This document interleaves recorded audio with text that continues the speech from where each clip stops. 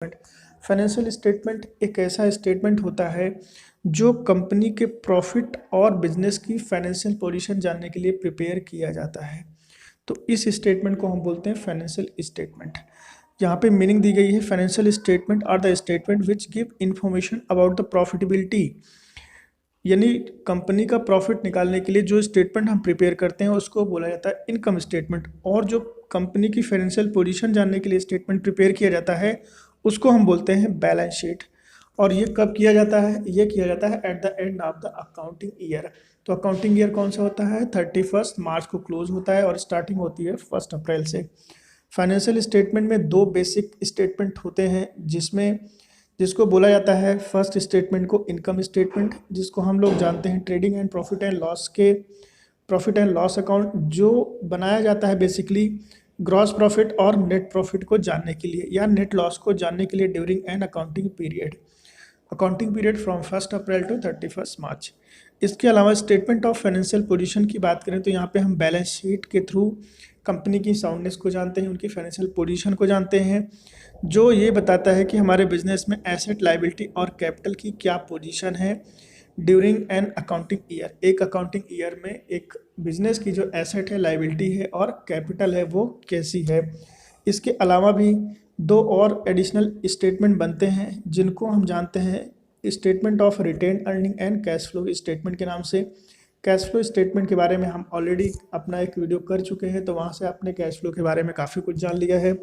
Retain earning का मतलब होता है एक बिजनेस जो अपना प्रॉफिट अर्न करता है उसको ड्यूरिंग द ईयर यानी लास्ट तक अपने पास ही रखता है, इसको बोला जाता है रिटेन अर्निंग, अपने ही प्रॉफिट को रिटेन करके रखना। अब आगे बात करेंगे एक्सपेंडिचर की। एक्सपेंडिचर बिजनेस में दो तरीके का होता है, एक होता है कैपिटल नेचर का और एक होता है रेवेन्यू नेचर का।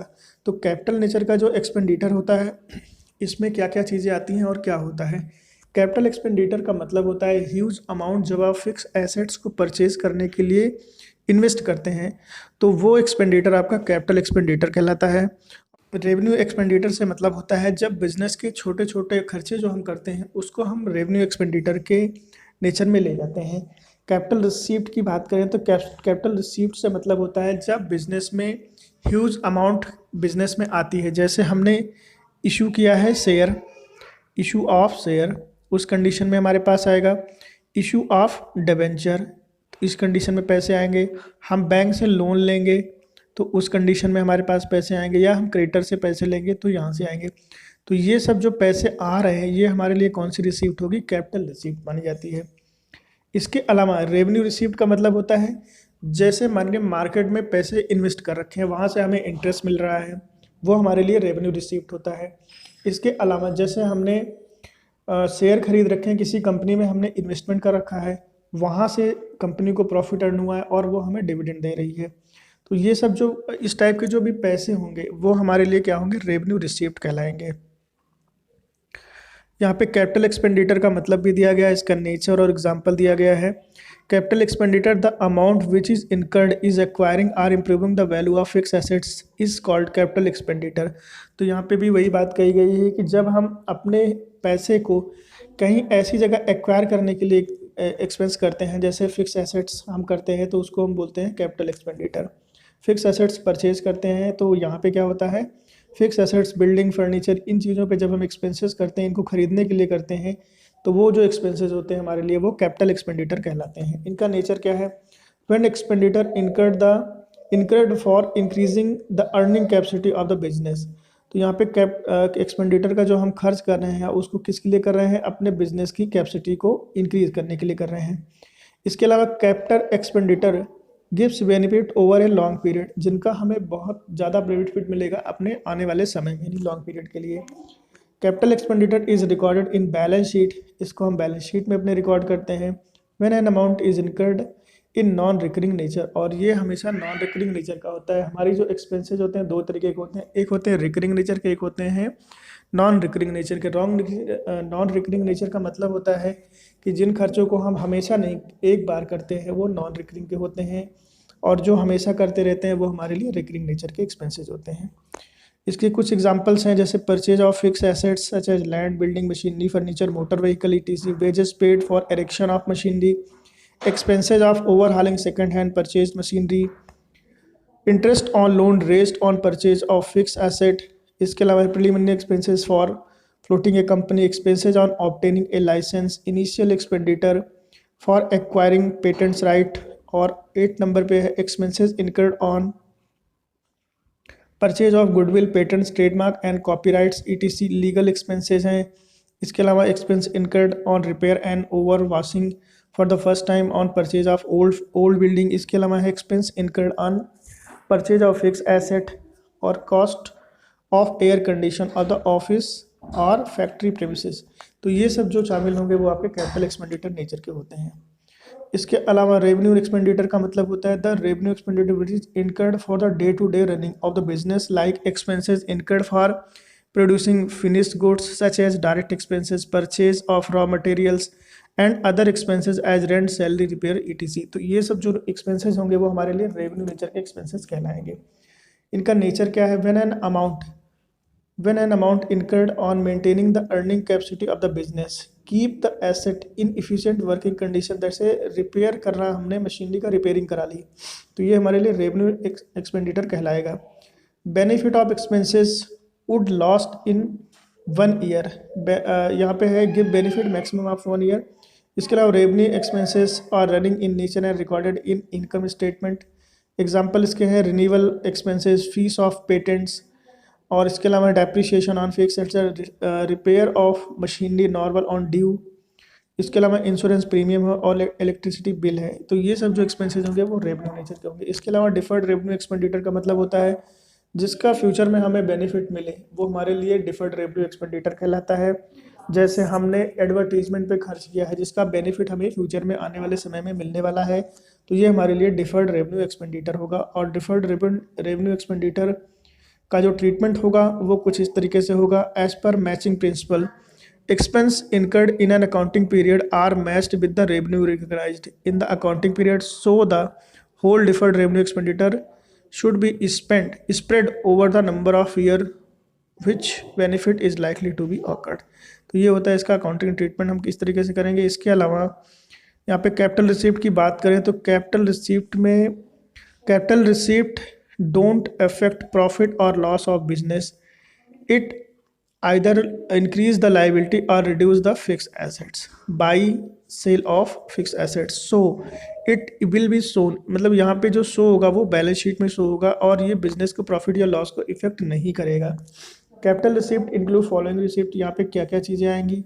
सबसे पहले आएंगे फ्रेश कैपिटल जो हम इंट्रोड्यूस करते हैं या एडिशनल कैपिटल बिजनेस में ले आते हैं, लोन जब हम दूसरे से लेते हैं या बैंक से लेते हैं या किसी और से लेते हैं, amount received which is not the normal and ordinary course of business like sale of fix asset, तो यहाँ से भी हमारी कैपिटल रिसिप्ट होती है। तो ये सब जो नेचर होंगे ये कैपिटल नेचर होते हैं, यानी कैपिटल रिसिप्ट हमारे लिए होती है। रेवेन्यू रिसिप्ट और which received in normal and regular course of business, जिसको हम हमेशा अर्न करते रहते हैं वो हमारे लिए नॉर्मल कोर्स ऑफ बिजनेस होता है और यही आपकी रेवेन्यू रिसिप्ट कहलाती है। जैसे receipt from sale of goods for rendering services to customer, यहाँ पे रेंडरिंग है तो यहाँ पे हमने सेल की है और या फिर सर्विस की है कस्टमर के लिए, तो वहाँ से हमें रिसीप्ट मिली हुई है। इसके अलावा income from non operating business activity जैसे income from investment, interest and dividend received and rent received, ये सब हमारे बिजनेस की रेवेन्यू नेचर की रिसीप्ट कहलाती है। यहाँ पे हम अकाउंटिंग ट्रीटमेंट की बात करें तो अकाउंटिंग ट्रीटमेंट में these receipt increase profit and show in the credit side, ये हमारे लिए है। इनकम स्टेटमेंट जो हमारे लिए प्रिपेयर हो गया, it is a nominal account. देखिए इनकम स्टेटमेंट जो हमारे लिए बनता है उसको हम कौन से नेचर का अकाउंट मानते हैं, उसको हम मानते हैं कि ये हमारे लिए नॉमिनल अकाउंट है और इसके 2 पार्ट होते हैं। पहले पार्ट को हम बोलते हैं ट्रेडिंग अकाउंट और दूसरे पार्ट को बोलते हैं प्रॉफिट एंड लॉस अकाउंट। जो फर्स्ट पार्ट हम प्रिपेयर करते हैं उसमें हम ग्रॉस प्रॉफिट या ग्रॉस लॉस निकालते हैं और जो सेकंड हमारा पार्ट होता है उसमें हम कैलकुलेशन करते हैं नेट प्रॉफिट या नेट लॉस की। तो यहाँ पे जो हमारा ट्रेडिंग अकाउंट होता है उनमें हम कौन कौन सी चीज़ों को ले जाते हैं और प्रॉफिट एंड लॉस में किन किन चीज़ों को ले जाते हैं कि हम कौन सी चीज़ों का अकाउंटिंग ट्रीटमेंट करते हैं। तो सबसे पहले बात करता हूँ आपके ट्रेडिंग अकाउंट की। ट्रेडिंग अकाउंट में जितने भी आपके डायरेक्ट एक्सपेंसेस होंगे वो सभी के सभी आपके जाएंगे डेबिट साइड में और जितने भी इनडायरेक्ट एक्सपेंसेस होंगे वो सभी जाएंगे प्रॉफिट एंड लॉस अकाउंट में। तो डायरेक्ट एक्सपेंसेस में क्या क्या चीज़ें जाती हैं, जैसे manufacturing wages, expenses on purchase, carriage, freight and cartage, production expenses like power and fuel, water, factory expenses like lighting, rent and rates, royalty where it is not based on sale. तो ये सब जो चीज़ें होंगी वो कहाँ पे जाएंगी, आपके ट्रेडिंग अकाउंट में जाएंगी। इसके अलावा प्रॉफिट एंड लॉस में क्या चीज़ें जाएंगी, इनडायरेक्ट एक्सपेंसेस, जिनमें office and selling expenses, selling and distribution expenses, financial expenses और मिसलेनियस एक्सपेंसेस। तो इतने तरीके के एक्सपेंसेस आपके जो होंगे वो प्रॉफिट एंड लॉस अकाउंट में डेबिट होंगे। यहाँ पे एग्जांपल ऑफ इनडायरेक्ट एक्सपेंसेस में समझ लीजिएगा, ऑफिस एंड एडमिनिस्ट्रेशन एक्सपेंसेस में क्या क्या चीज़ें आएंगी, जैसे ट्रेड एक्सपेंसेस हो गया, प्रिंटिंग एंड स्टेशनरी हो गया, रेंट, रेट्स एंड टैक्सेस हो गया, legal charges, bank charges, salary and wages, audit fees, postage and Telegram और लाइटिंग, ये सब आएंगे। इसके अलावा सेलिंग एंड डिस्ट्रीब्यूशन एक्सपेंसेस में आएगा आपका discount allowed, other sales related expenses, carriage outward, commission, bad debt, packing जो चार्जेस होते हैं, warehouse expenses, delivery vehicle expenses और एडवर्टीजमेंट एक्सपेंसेस, इन सबको हम शामिल करते हैं सेलिंग एंड डिस्ट्रीब्यूशन में। फाइनेंशियल एक्सपेंसेस में दो एक्सपेंसेस आते हैं, जिसमें इंटरेस्ट ऑन लोन होता है जो आप पेमेंट करते हैं, और इंटरेस्ट ऑन कैपिटल जो बिजनेस के लिए लॉस होता है लेकिन जिसका बिजनेस होता है उसके लिए ये फ़ायदा होता है। मिसलेनियस एक्सपेंसेस में डेप्रिसिएशन आएगा, रिपेयर आएगा, donation and charity and general expenses, ये सब इंक्लूड होते हैं। इसके अलावा कैलकुलेशन ऑफ ग्रॉस प्रॉफिट हम किस तरीके से करते हैं उसका यहाँ पे फार्मूला दिया गया है। ग्रॉस प्रॉफिट निकालने का जो फार्मूला होता है, net sale minus cost of goods sold. अब यहाँ पे कॉस्ट ऑफ गुड्स सोल्ड किस तरीके से निकलेगी, उसके लिए फार्मूला है cost of goods sold is equal to net sales minus gross profit is equal to cost of goods sold. अगर आपको ग्रॉस प्रॉफिट निकालना है तो एक दूसरा तरीका दिया गया है, जिसमें opening stock plus purchases plus direct expenses minus closing stock is equal to gross profit. यहाँ पे कैलकुलेशन ऑफ ऑपरेटिंग प्रॉफिट निकालने का क्या फार्मूला है, operating profit is equal to net sale minus operating cost. अब ऑपरेटिंग कॉस्ट किस तरीके से निकलेगी, cost of goods sold plus office and administration expenses plus selling and distribution expenses. इसके अलावा ऑपरेटिंग प्रॉफिट में क्या चीज़ें आएंगी, ऑपरेटिंग प्रॉफिट निकालने के लिए gross profit minus office administration expenses plus selling and distribution expenses करेंगे तो ऑपरेटिंग प्रॉफिट निकल आएगा। नेट प्रॉफिट निकालने के लिए operating profit plus non operating profit minus non operating expenses करेंगे तो नेट प्रॉफिट हमारा आ जाएगा। ऑपरेटिंग एक्सपेंसेस क्या चीज़ें होती हैं, operating expenses the expenses which are relating to the main और normal activity of the business, जैसे office and administration expenses, selling and distribution expenses, इनको हम ऑपरेटिंग एक्सपेंसेस बोलते हैं।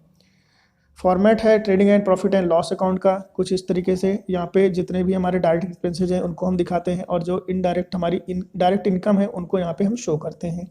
तो वो कुछ इस तरीके से ग्रॉस प्रॉफिट निकल के आता है यहाँ पे, तो उसको हम ट्रांसफ़र करते हैं क्रेडिट साइड में प्रॉफिट एंड लॉस अकाउंट के, और अगर लॉस हो गया ग्रॉस लॉस तो उसको हम डेबिट साइड में ट्रांसफ़र करेंगे और इनडायरेक्ट जितने भी एक्सपेंसेस होंगे उनको यहाँ पे शो करेंगे। अगर हमारी इनकम यहाँ पे ज़्यादा है तो यहाँ जो डिफरेंस आएगा वो नेट प्रॉफिट आएगा, और अगर हमारा एक्सपेंसेस ज़्यादा है इनडायरेक्ट वाला, इनकम कम है, तो यहाँ पे नेट लॉस निकल के आता है। तो कुछ इस तरीके से हम trading and profit and loss account को की अकाउंटिंग करते हैं। बैलेंस शीट की बात करते हैं तो बैलेंस शीट जब प्रिपेयर होगी तो ये हमेशा trading and profit and loss account के बाद बनेगी, और यहाँ पे हम सभी एसेट, लायबिलिटी और कैपिटल का ट्रीटमेंट अपनी बैलेंस शीट के अंदर में दिखाते हैं।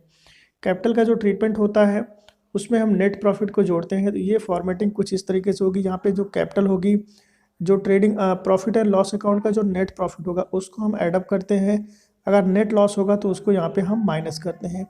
उसके बाद टोटल कैपिटल हम यहाँ पे शो कर देते हैं इसके मेन कॉलम में। इसके अलावा यहाँ पे लायबिलिटी का ट्रीटमेंट हम दिखाते हैं, चाहे वो आपकी करंट लायबिलिटी हो या फिक्स लायबिलिटी हो, उन सबको यहाँ पे हम दिखाते हैं। एसेट को हम दिखाते हैं इस तरफ जो हमारा डेबिट बैलेंस होती है, और इस तरीके से हमारी बैलेंस शीट करती है मैच। हमेशा इस तरफ का जो क्रेडिट कैपिटल और लायबिलिटीज़ होते हैं ये हमारे क्रेडिट बैलेंस होते हैं, और जो एसेट होती है वो डेबिट बैलेंस होती है। जो हम बैलेंस शीट में आइटम को शो करते हैं वो दो तरीके से कर सकते हैं, पहला है ग्रुपिंग मेथड और दूसरा है मार्शलिंग मेथड। ग्रुपिंग मेथड में हम करते क्या हैं, जैसे सिमिलर टाइप की गुड्स हैं या एसेट है तो उनको हम पर्टिकुलर एक हेड में दिखाएंगे, जैसे कैश इन हैंड है, कैश एट बैंक है, स्टॉक है, डेटर है, इन सबको हम एक पर्टिकुलर एक हेड बनाएंगे जिसमें होगा, जिसका नाम होगा करंट एसेट, तो उसके अंदर रख देंगे। और करंट लायबिलिटी में जैसे बिल्स पेबल हो गया, क्रेडिटर हो गया, इन सबको हम दिखा देंगे। तो इस तरीके से हम एक ग्रुपिंग बनाते हैं। इसके अलावा मार्शलिंग में हम दो मेथड में बैलेंस शीट को ऑर्डर में रखते हैं, जैसे इन ऑर्डर ऑफ परमानेंस और इन ऑर्डर ऑफ लिक्विडिटी, जिसका फॉर्मेट मैंने यहाँ पे दिया हुआ है, यहाँ से आप देख सकते हैं। तो ये एक दो फॉर्मेट हैं जिनमें बैलेंस शीट को दिखाया गया है इन ऑर्डर ऑफ परमानेंस और इन ऑर्डर ऑफ लिक्विडिटी। तो यहाँ पे देखिए ये लिक्विडिटी का बेस है, जिनमें सबसे पहले आपकी लाइबिलिटीज़ को शो किया गया है, और इसके अलावा यहाँ पे देखिए इन ऑर्डर ऑफ परमानेंस है, जिसमें कुछ इस तरीके से दिया गया है, स्टॉक है, इन्वेस्टमेंट है, फर्नीचर, यानी फिक्स एसेट्स को ऊपर दिखा दिया गया है। तो इस तरीके से हमारी बैलेंस शीट जो होती है उसको हम प्रिपेयर करते हैं दो मेथड में। तो ये है एक छोटा सा वीडियो जो फाइनेंशियल स्टेटमेंट की रिकॉर्डिंग है। इसके रिलेटेड जितने भी एडजस्टमेंट हैं उनको हम नेक्स्ट वीडियो में कवर करेंगे, और उसी वीडियो के जस्ट बाद हम कवर करेंगे कुछ इंपॉर्टेंट एमसीक्यू। प्रैक्टिस के लिए एमसीक्यू जो भी होंगे वो हम आपको आज ही प्रोवाइड करा देंगे। तो ये था मेरा एक छोटा सा वीडियो। अगर आपको कहीं कोई कमी लगती है या कुछ भी डाउट होता है तो आप हमसे मैसेज के थ्रू पूछ सकते हैं। Thanks for watching.